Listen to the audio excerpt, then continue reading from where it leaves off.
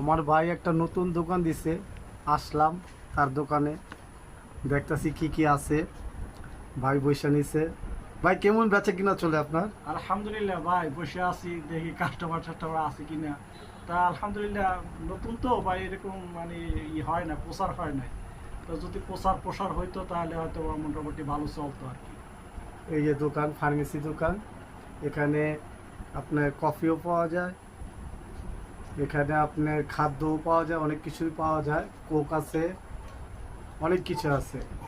ওষুধ আছে, ওষুধ আছে, মুদির কিছু সামগ্রী আছে, মুদি সাবান। কিছু সামগ্রী আছে, সাবান টাবান, শ্যাম্পু ট্যাম্পু যা লাগে যাবতীয়, মোটামুটি একটা ভারী ঘরে যা লাগে তাই আছে।